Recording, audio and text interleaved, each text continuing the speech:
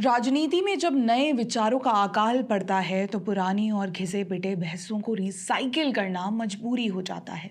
अरे साला, ये तो अलगे फ्रॉड चल रहा है।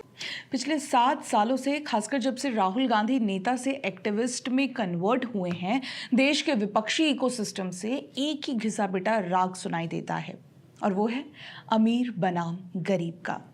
नमस्कार, मैं हिमांशी, स्वागत है आप सभी का द पैम्फलेट में। दोस्तों, वीडियो में आगे बढ़े उससे पहले मेरा आप सभी से निवेदन है कि आप हमारे channel the pamphlet Bangla, the pamphlet Gujarati और द पैम्फलेट ग्लोबल को भी जरूर सब्सक्राइब कर लें। अब खबर की ओर वापस बढ़ते हैं। हाल ही में कांग्रेस के एक आंतरिक कार्यक्रम में राहुल गांधी ने अपने नेताओं को एक नई स्क्रिप्ट थमाई। उन्होंने कहा कि हिंदू मुस्लिम राजनीति की एक एक्सपायरी डेट है और बढ़ता हुआ अमीर गरीब का अंतर देश को ऐसे मोड़ पर ले आएगा जहां लोग सिर्फ एक ही सवाल पूछेंगे, खाना कहाँ है। जरा सोचिए, ये कोई नई आर्थिक सोच नहीं है, बल्कि एक पुराना कम्युनिस्ट एजेंडा है जिसे एक नए चेहरे के साथ देश पर थोपने की कोशिश की जा रही है। ये एक ऐसा एजेंडा है जो देश में कृत्रिम डर पैदा करना चाहता है, जो वेल्थ क्रिएटर्स को गाली देता है और जो चाहता है कि देश विकास की रेस छोड़कर हमेशा लाचारी के जाल में फंसा रहे। लेकिन आज का भारत इस रटी रटाई और डराने वाली स्क्रिप्ट के बहकावे में आने वाला नहीं है। राहुल गांधी कहते हैं कि लोग पूछेंगे खाना कहाँ है। हम कहते हैं इस रटवाए गए नैरेटिव को छोड़िए और खुद अपनी आंखों से सच देखिए।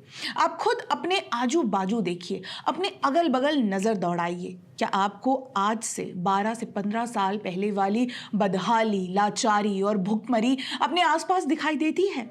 जवाब है बिल्कुल नहीं। अपने आजू बाजू देखिए। आज आपको वो मजदूर, वो किसान, वो रेड़ी पटरी वाला पहले से कहीं ज्यादा सशक्त, सुरक्षित और आत्मनिर्भर दिखाई देगा। जिस भुखमरी और बदहाली को विपक्ष अपने बंद कमरों के नैरेटिव में जिंदा रखना चाहता है, उसे देश की जनता ने जमीनी हकीकत से बहुत पहले बेदखल कर दिया है। आज आपके आजू बाजू हर गांव में पक्के मकान हैं, हर घर में बिजली है और हर चूल्हे तक मुफ्त राशन और साफ ईंधन पहुंच रहा है। जब जमीन का स्तर बदलता है तो वो कागजी भाषणों में नहीं, बल्कि अपने अड़ोस पड़ोस की रोजमर्रा की जिंदगी में साफ झलकता है। और इस जमीनी हकीकत पर किसी और ने नहीं, बल्कि दुनिया की सबसे बड़ी और निष्पक्ष वित्तीय संस्थानों ने मुहर लगाई है। विपक्ष कहता है कि देश आर्थिक रूप से टूट रहा है, लेकिन इंटरनेशनल मॉनेटरी फंड IMF और वर्ल्ड बैंक की ताजा रिपोर्ट्स को कोई कैसे नकार सकता है? You can't deny that. World bank की हालिया गिनी इंडेक्स रिपोर्ट साफ साफ कहती है कि भारत का आसमानता स्कोर सुधरकर 25.5 हो चुका है, जिसका सीधा मतलब है कि भारत दुनिया की उन चुनिंदा प्रमुख अर्थव्यवस्थाओं में है जो अमीर और गरीब के बीच की खाई को सबसे तेज रफ्तार से क्लोज कर रही है। वर्ल्ड बैंक के आंकड़े गवाही दे रहे हैं कि पिछले 12 वर्षों में नीतियों के सही कार्यान्वयन से भारत में अत्यधिक गरीबी 16.2% से घटकर मात्र 2.3% रह गई है। जहां पूरी दुनिया मंदी और महंगाई के थपेड़े खा रही है, वहीं भारत की आर्थिक स्थिरता की तारीफ दुनिया कर रही है। IMF के अप्रैल 2026 वर्ल्ड इकोनॉमिक आउटलुक के मुताबिक देश की बेसलाइन बेरोजगारी दर लगातार गिरते हुए 4.9% के स्तर पर आ चुकी है। जब वैश्विक संस्थाएं भारत की इस ऐतिहासिक प्रगति को स्वीकार कर रही है, तो देश को डराने वाला ये रिसाइकल्ड नैरेटिव ताश के पत्तों की तरह ढह जाता है। राहुल गांधी जिसे एक साल में टूटने वाला संकट बता रहे हैं, वो असल में पिछले 12 वर्षों की गुड गवर्नेंस और कड़े राजकोषीय अनुशासन से तैयार हुआ एक मजबूत सुरक्षा कवच है।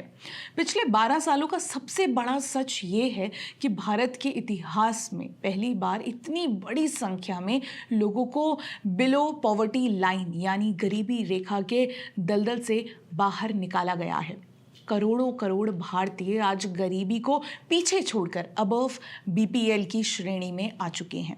ये एक ऐसा ऐतिहासिक बदलाव है जिसने देश के मध्यम वर्ग का दायरा बढ़ा दिया है। सरकार ने राजकोषीय घाटे को नियंत्रण में रखकर देश के पैसे को चुनावी रेवड़ियों में नहीं उड़ाया, बल्कि उसे कैपिटल एक्सपेंडिचर में लगाया। जब देश में वर्ल्ड क्लास इंफ्रास्ट्रक्चर बनता है, हाईवे और डिजिटल नेटवर्क तैयार होता है, तो वो अपने साथ गरिमापूर्ण रोजगार लेकर आता है। यही वो असली प्रगति है जो आज आपके आजू बाजू साफ दिखाई देती है। भारत ने दुनिया को दिखा दिया है कि एक आधुनिक और सक्षम वेलफेयर स्टेट कैसा होता है। पुराना मॉडल क्या था? दिल्ली से 1 रुपया चलता था और गरीब तक सिर्फ 15 पैसे पहुंचते थे। बाकी के 85 पैसे भ्रष्टाचार की भेंट चढ़ जाते थे। तब वाकई लोग पूछते थे कि हमारा हक कहाँ है, हमारा खाना कहाँ है। लेकिन पिछले 12 सालों की गुड गवर्नेंस ने उस भ्रष्ट सिस्टम को उखाड़ फेंका है। आज जनधन, आधार और मोबाइल जैम ट्रिनिटी के जरिए डायरेक्ट बेनिफिट ट्रांसफर डीबीटी से हर गरीब, हर मजदूर के हक का पैसा सीधे उसके बैंक खाते में पहुंचता है। 80 करोड़ से ज़्यादा लोगों को मुफ्त राशन की सुरक्षा, आयुष्मान भारत के 5 लाख तक का मुफ्त इलाज। इस कल्याणकारी राज्य ने गरीबों को आत्मनिर्भर बनाया है। ये खैरात बांटने का मॉडल नहीं है, ये नागरिकों को सशक्त बनाने का मॉडल है। इसलिए जब भी बंद कमरों से निकली कोई स्क्रिप्ट आपके सामने आकर वही सालों पुराना अमीर बनाम गरीब का डर बेचने की कोशिश करे और दावा करे कि लोग पूछेंगे खाना कहाँ है, तो उन्हें आंकड़ों की ज़रूरत नहीं है। उनसे बस इतना कहिए कि राजनीतिक स्क्रिप्ट्स को छोड़ो और एक बार अपनी आंखें खोलकर आजू बाजू देखो। ज़रा सरहद पार झांक कर देखो, जहां ईंधन और ऊर्जा संकट ने पड़ोसी देशों की अर्थव्यवस्थाओं की कमर तोड़ दी है, जहां बत्तियां गुल है और पेट्रोल डीजल के लिए हाहाकार मचा है। लेकिन उसी वैश्विक उथल पुथल के बीच भारत चट्टान की तरह स्थिर खड़ा है।